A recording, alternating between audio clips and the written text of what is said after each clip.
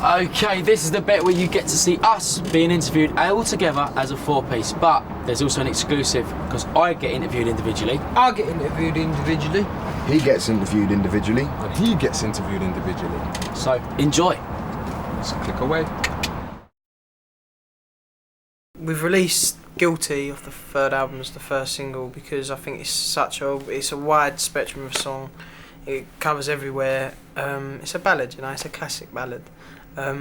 It's got a beautiful melody, and I just think people didn't really expect us to come back with something like that, and I think that's good to keep people guessing. Because we're only releasing one single and then the album. It's not like we've got a chance to prove what else is on the album by a second single. It's literally single album tour. So we didn't want to bore people. Do you know what I mean? We wanted people to go, right, that's Blue, wicked, what a great tune. This album is quite different as well, isn't it? It's got a different flavour to it. I think it's us taking a step up. You know, we're not totally changing, but I think it's the same as everything. You know, our attitude to the business is slightly changed. Our image is slightly changed. The second album was a bit different to the first album. Yeah. Do you know what I mean? Because natural progression. Yeah, the first album was like more Motown-y, soulful, yeah. and the second album was more hip-hop-y, R&B. This album's got vibe, quite a rocky feel to it. And this one's got a rocky feel to it, yeah, definitely. Because we've got so many influences, our influences spread is so wide that we have to think, why should we limit ourselves? I mean, on the last album we did a dance track, and it was kind of like one of the best tracks that went down on tour. It's nice to change your style, you know, nice to try different stuff. Like Si said, you know, the first album we did some Motown, we tried out some Motown. Second album we did some dancing. It's like, let's try something different, boys. Where should we go? Let's take it a bit rockier. The tour last year, It's not heavy, it's not heavy, but I don't know if you come to the tour, but our band started playing a lot of guitars and made it quite rocky like a rock concert, wasn't it? Yeah. And we wanted to sort of bring that across into this album, so we just thought it's a progression and it's something that we really like, and we're all into our guitar music anyway. And we just thought, hey, let's just do a few guitar-y based tracks and see what happens. And they've come back and we've just been like, whoa, this is really cool. There's a track called Walk Away which Lee wrote, and it's just all my friends say it's quite Radioheady, and that to me makes me smile because I love Radiohead, and I think that is quality. To me, that is wicked music. I don't think we're like a typical sort of boy band. You know, from when you look at comparing us to other boy bands that have come out before. We are a boy band. A lot of people always like, oh, you know you're not a boy band. It's like, well, we are because we're four lads. Do you know what I mean? It's like if I was born a bird, I'll be in a girl band. That's the bottom line, you know. The Beatles were a boy band in their days. You know, Rolling Stones were a boy band because, again, they're in their early 20s. They're in what they love doing, that was singing. Singing is something that I absolutely love because no matter what mood I'm in, if I'm in a bad mood or if I'm in a good mood, I'll just sing, and I just get lost sometimes listening to the notes of what it is. I know it just gives me a lot of satisfaction. It's quite therapeutic as well. Growing up, I never listened to music. I used to play football, but I used to walk down the street with the ball under my arm on my way to the park and sing to myself my own little melodies and my own little songs. And my mum used to say, she used to like see me and with my mouth moving and talking. She said, people are going to think you're mad if you carry on doing that. Do you know what I mean? I'm like, I'm just singing. And I said, I don't care, people are going to think you're mad. Keep talking to yourself. And then, but now I said that to her the other day and she said, yeah, I remember when I said that. And I said, yeah, look at me now. You know, it's something that I had in me and I didn't even know it. Music is the most powerful gift that, you know, a child hears, that, you know, whether you're from a different country, whether you can speak another language, but you're chatting to someone who speaks a totally different language to you, you can all relate to music and rhythm. Our instruments are our voices, and that's what we've always gone on, and that's what we're always gonna be. Do you know what I mean? Yes, we have got older and we have got more maturer, but we are a boy band with a bit of credibility, we think. We started off with All Rise. It had a little bit of a hip-hop influence and an R&B influence. I remember recording it, and it was the least favourite track that we did. But personally, I thought it was a hit, but nobody else really liked it because of I think it may have been the backing track that we recorded it to. But I said lyrically, it's a clever song. And maybe it's because I wrote it as well, so I was kind of like a bit biased. I was like, come on now. Then obviously the head of A&R put the call in and said, Simon, your song's the first single, All Rise. And I was like, and I'm the sort of person where I'm happy on the inside, but I can't show it on the outside, because I don't want people to think my head's getting big. So I just kind of like, okay, cool. And people are like, "Aren't you happy?" I'm like, yeah, trust me, I'm happy. Do you know what I mean? I just appreciate it, and I just try and stay humble and as they say, keep it real, back in the hood and all that. So yeah. It's great that I've been given the opportunity to have Guilty as the first single for the third album. So it's great for me, for my own benefit, you know, and it's something that I feel very proud of, the fact that I've gone in there with Gary Barlow, who is a legend in his own right, and we've sat down together and we've come up with a title, we've come up with a melody, we've come up with the words, and we've written a song. We shot the video for Guilty in Prague in an industrial estate, wasn't it? Yeah, it was and like we had Battersea Power Station. We had, yeah, Battersea Power. We had a helicopter in the video, we had like 150 extras. Was it that? 150 Somewhere. extras. And we had a couple of old cars. What else did we have? A few good looking lads in there. Great. We had lots of smoke machines, wind machines, fire, water. We had Side doing a stunt, the guy flipping over his back. I think it was good for us because it was a bit more acting, wasn't it? Yeah. Instead of, We got wet, didn't we? I mean, we actually, I remember us saying before, is there going to be enough of the singing? Because we only actually, 4 times we actually sung the track through. We didn't do any solo bits of us singing on our own. It was mostly post-production, really. I mean, when we first saw the offline, it was It was fun.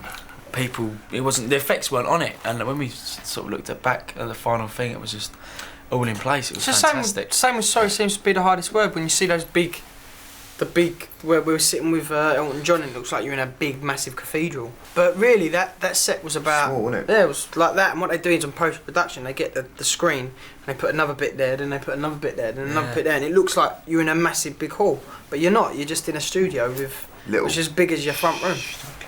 Guilty is a song that I feel really passionate about because I wrote it with Gary. It's got a lot of memories for me. It's about someone special. We just started talking about this girl I used to see who very much had a big influence in my life, and who still does, really.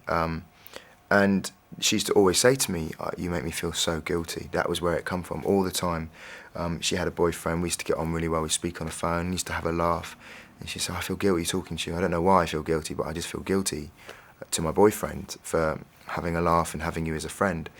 And she used to say it all the time. And then I spoke to Gary about it, and Gary was like, "You got something there, Dunk." And he was like, "That's a great hook. Guilty." He just started singing it like that, and out it came, and we were just like, whoa. And then the whole melody come along with it as well, the whole tune.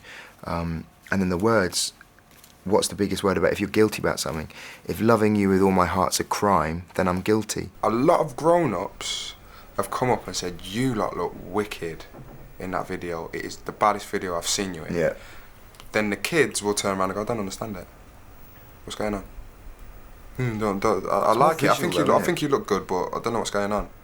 And then obviously you say, "Look, well, think of the flip side to Guilty. We're singing about a love song. It's a love song, but the flip side of the video is that we've decided to use the word guilty and see, look, there's fighting going on in the background.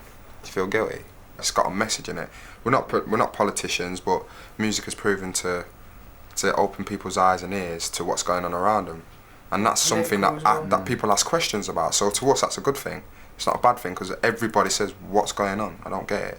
The second video that we've done is our Christmas single, isn't it, boys? And it's a bit of a special one for us because we've done a collaboration with Mr. Stevie Wonder and Miss Angie Stone, so it's quite a big thing for us. And for us to be working with people like Stevie, Elton John, Stevie Wonder, Elton John, Angie Stone, you know, these people in our dreams. What happened, Si, when you heard Angie, when Angie first put her vocals down? What was it like? I don't know. It's better than sex.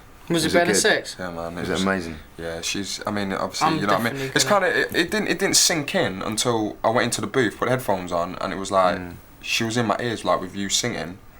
And, like, obviously I did, you know, you got to do the assignment, yeah, that's right, the normal. I was just like, damn, I'm saying to her, sing to me, babe, and then she says, woo. And Stevie, his vocals are wicked. You can't knock Stevie. I mean, he's just a legend. It's just Stevie, he's just, to get his voice on our song You know, well, his song that we're singing with. It's just incredible that, you know, he's agreed to do it. And Signed, Sealed and Delivered is a classic song that I think a lot of people will, when they hear it, will remember. I can't believe this, man. I think it's probably gonna appeal more to our older fan base. I don't think the younger fans will actually probably have heard it. But I reckon it's like the mums and the people our age, they'll definitely know it. And I think, ah. But we funked it up a little bit. The backing track is a bit more funky, but we still kept it quite Motown-y feel, taking it back to a bit like the first album. But it's tough bass line, it's sort of some tough grooves in it. When we put a song down with all our vocals on it, it instantly just gets that blue sound. It's like all our tones together creates this one voice, isn't it? I think and that one voice is the sound of blue. Not saying we're the best singers, but for a range of octaves on a piano or whatever, I think we've got one of the best ranges. I think Ant and Lee's vocal are similar, mine and Sai's are similar, but together, because I've got more of a breathy tone than Sai's got more of a rich tone, the breathiness and the rich melts together, creates like a smooth sound.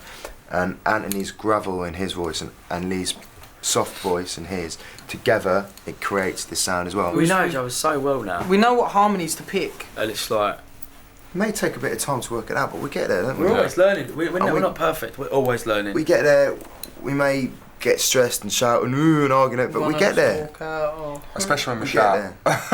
Sometimes we'll sit there and try and work it out, and it'll take ages. Or sometimes we'll just break into harmony, and it'll sound like we've practiced it for months, and it's just tight. 2, 3, 4. You make me wanna call you in the middle of the night. You make me wanna hold you till the morning light. You make me wanna love. You make me wanna fall. You make me wanna surrender my soul. I know this is a feeling that I just can't fight. You're the first and last thing on my mind. You make me wanna love. You make me wanna fall. You make me wanna surrender my soul. That's You Make Me Wanna. Or there's this one. Baby, Baby, see what I'm saying? baby, when we're grinding, I get so excited. Ooh, how I like it. I try, but I can fight it. Ooh, you're dancing real close, plus real slow. You're making it hard for me. Damn, I had to sing it out. I think with this album we have got older and we have, you know, matured with our sound, but we still want to keep like the same, like All Rise, Fly By, you know, keep that edge. But we've all written 3 songs each on this album, and we've written a couple of songs together as a band. But writing style for me personally, it's just you get in a studio and you just jam whatever feels natural. I'm really good with melodies.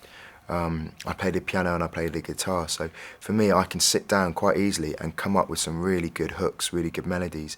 But for me I struggle a lot of the time with the words, where I do a lot of writing with Lee and we've written some beautiful songs together where I'll go at the piano and I'll go, hey Lee, listen to this, and I'll play something on the piano and I go, I've got this melody, and he'll yeah, and Lee will start singing something, like, and he'll come up with a hook and we'll go from the hook. I don't write a song, sit down and think, oh, what's going to be a poppy sort of hook?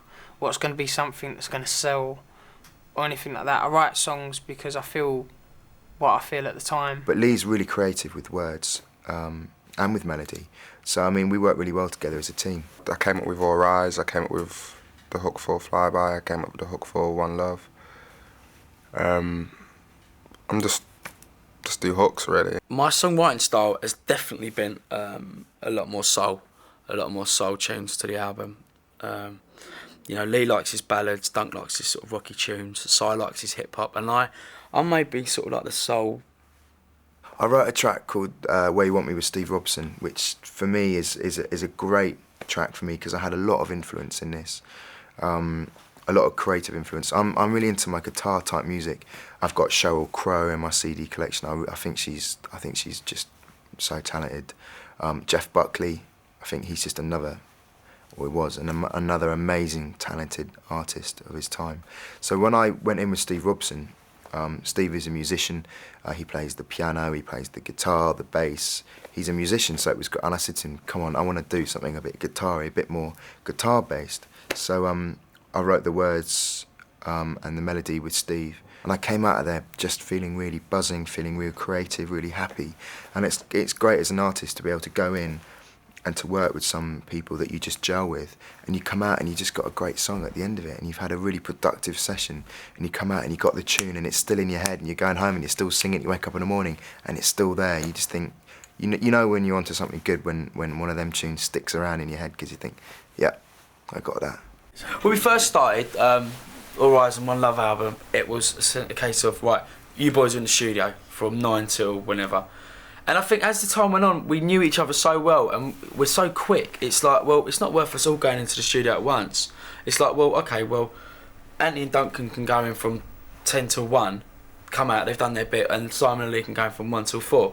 And it's like you get a whole song done then, rather than us sitting around and mucking about. And when we don't get anything done. So I think when we're like, when it's like, right, you're going to the studio today from 10 till 1, you got to do the song. You're more focused and you want to do it. It's like if I'm with the lads and we're in the studio, we end up mucking about, we don't get nothing done. Play pool, and that's all we do. Our A&R man, Hugh Goldsmith, gave us the opportunity to write with other people. Do you know what I mean? So it wasn't just, all right, you're with Stargate and they're producing a whole album. It's like, you work with Stargate for a couple of tracks, you work with this one for a couple of tracks, you work with Joe Bloggs for a couple of tracks, this one, and it just all melted together and it's created a great album. We recorded bits of the album in Denmark, Norway, Manchester, London. I come up with this tune. And it was like like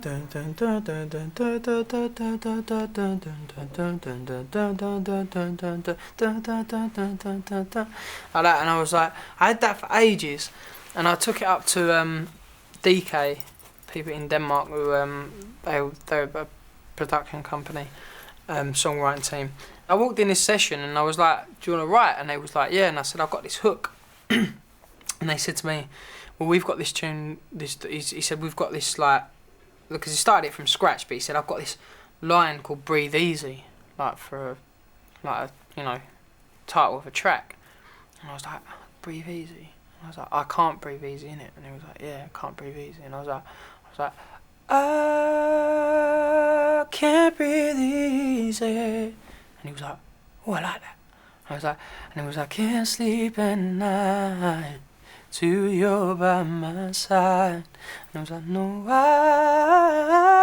and it was really, by the end of it, we was like, we finished the track and we played it, and it was like dun dun dun dun dun dun dun dun dun dun dun dun dun, and then we starts to kick in, go cruel to the eye, and we was just listening to it, and we was like, you just get that feeling. We just kept on. By the end of it, because it's like a powerful sort of rock ballad. Songs that I've co-written. There's one called Through Leaves, which is a sort of a mid-tempo ballad.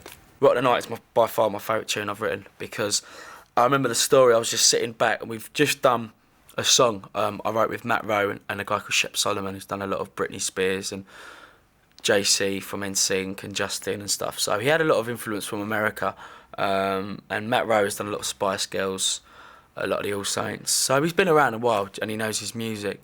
And the story of Rock the Night was I was sitting back in his studio and I've clocked Michael Jackson's Off the Wall album, which was by far, I think, his best album that he's ever done.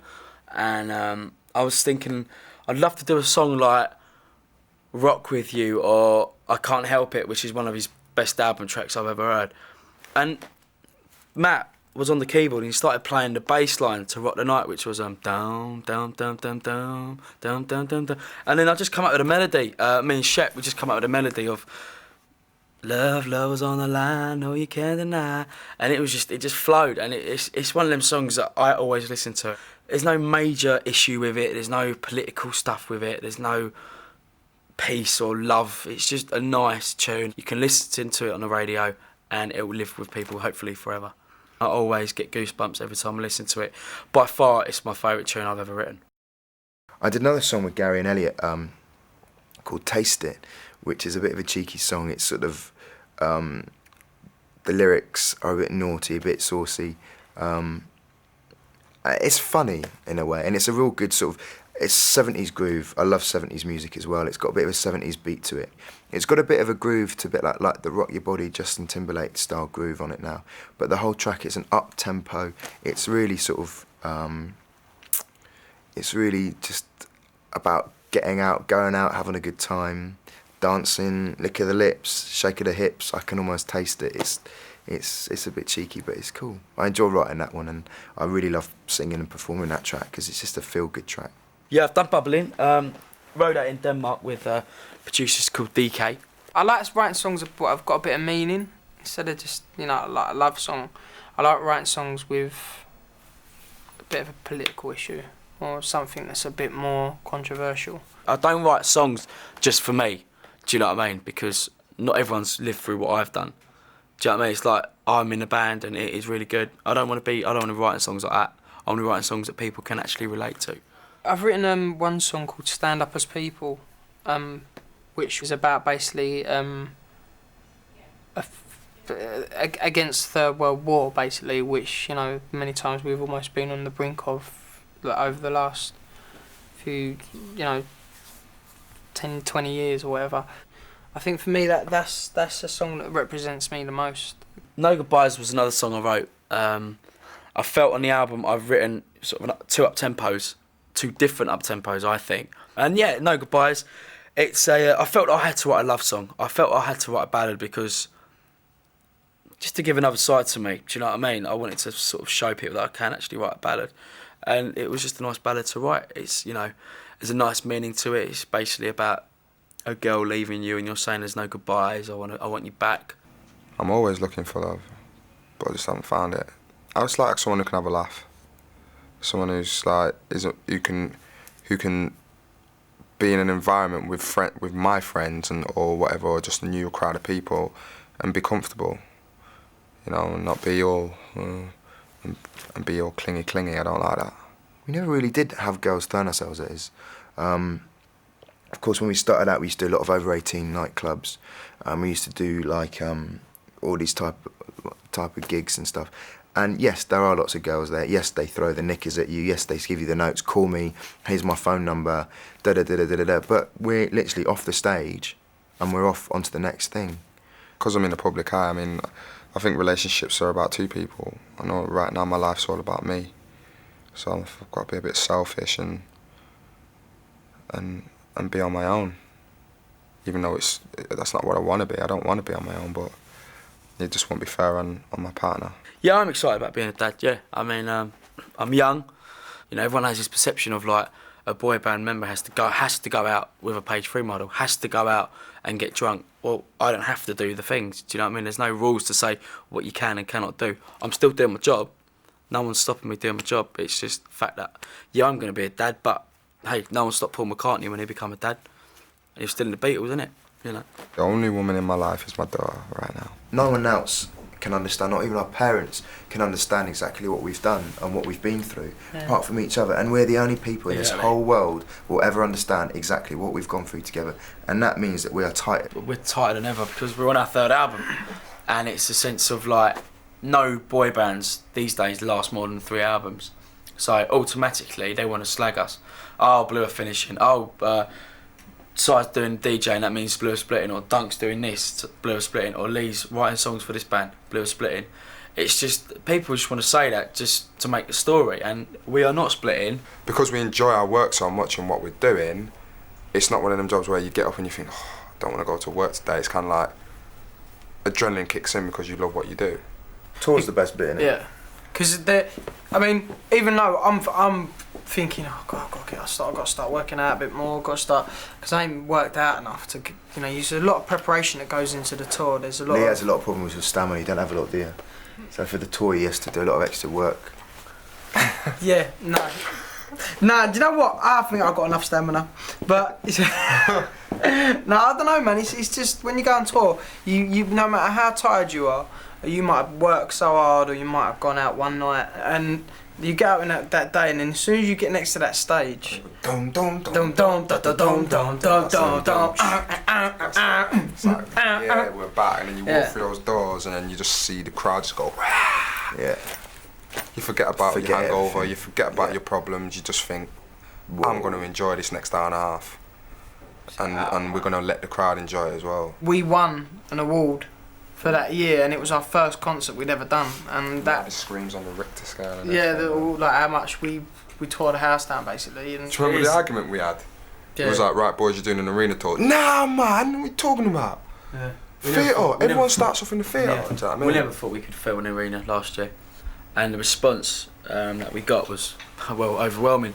And now it's doubled the work, and it's doubled the places we're going to go, and it's doubled the amount of fans can see us. So that's all nice to perform in front of the fans and give them something back, because we haven't been in England that much, and you know it's nice to come back home and perform to the fans that have been supportive since day one. You know, it's our fans are the ones who have made us, so we can never forget them, because if it wasn't for them, we wouldn't be sitting at this table having this interview. You know what I'm saying? It's and it is very hard now, because we're not just popular in this country, in the UK. You know, I mean, we've got a big fan base in Europe now, and a huge fan base in Japan. As the second album come out, it just blew up, and now it's our second biggest market. So it's like everybody feels now that we're not just here, we don't just belong to the fans here, we've got fans all over. And you go on the website now, and it's not just British fans, it's majority of, it's like the Dutch fans, the German fans, and everybody likes to feel that you're theirs. You try and look different each video, you try and have different styling, just to keep the fans interested. It's topic of conversation. They talk about, oh, look at the way he looks in this video, look at the way he looks now. You know, it keeps the interest going, it keeps people wanting to talk about you. And if people like it or they don't like it, they're still talking about you, aren't they? Bands these days, you know, it's a tendency to, they look at the image before they actually look at the music. We have a stylist called Caroline Watson. Me and Caroline Watson, we go way back. I won a competition called the Face 98 for a woman's magazine, and she was a stylist on that day for the magazine. They asked us to bring our own clothes, and so I had this good look shirt that every time I wore it, something good would happen. Like, basically, it was my pulling shirt. If I wore it, I'd pull a girl. And I wore the shirt, and she was like, you better take that off for a start. And it would like hurt me for her to tell me that. I was like, hold on a minute, I've had this since I was 17. Do you know what I mean? I've had it for like 2 years. And she's like, nah, you're not wearing that. If you wear this, you'll win the competition. And I was like, okay. So I put it on. I thought, I'm not going to win it, but I'll just put it on just to please you. And then when I won, that was it. And I saw her again on the Too Close video, where she was an assistant stylist there. So I sort of pulled her to the side, and I was like, come and work with us. I always look at my clothes every day and I think, Ross, it's nuts. I'm wearing a pair of D&G trousers or something, because when I was younger, I was Marks and Spencer's, man. That was the way for me. Do you know what I mean? But they were bad. I love Marks and Spencer's. They do the best shirts, and they do the best like low-cut T-shirts, man. The image I have these days, I'm the happiest I've been since I first started the band. I'm so happy to be dressed the way I dress. You know, I think not about this album, about all through since I've got in this job. Because when I was younger, I didn't have a lot of clothes. I didn't have a lot of pairs of trainers. I don't think I even had a pair of trainers when I was younger. You know what I mean? It was like I used to wear my school shoes to go and play football with, because my mum couldn't afford that stuff. You know what I mean? So I weren't privileged enough to. I was privileged to have such a beautiful mum and a beautiful sister. I don't like to go out a lot. I'm more of a homebody in the sense that I'd rather go around my mate's house or get my mates over to my flat and just chill, or go to the local pub. But there is times where I'd go out and go to a premiere because I want to go and see a movie, or there's like a night and Simon goes to me, come out to China Whites, or come, and I'll sort of drag myself out and I'll have a good night. If the boys are down, they turn to me because I make them laugh, but not everyone sees what we really like. They only see us for 3 minutes on TV. The papers like to make out that we're out all the time, but the reality of it is, you know, we're not out at all, half as much as the papers make out. You know, we work really hard. We're not in the country a lot of the time. A lot of people think that, oh yeah, you're just the quiet one in the band, or you're the one that stands in the background. Well, I'm not. That's why a lot of celebrities refuse to read the papers anymore. They don't want to see it anymore because it's just so rubbish. But it's if you can, you know, ride it and overcome it and don't let it get to you, you come out on top. Aspirations for the future for me, just keep doing what we're doing. I think to be happy and healthy is the main priority.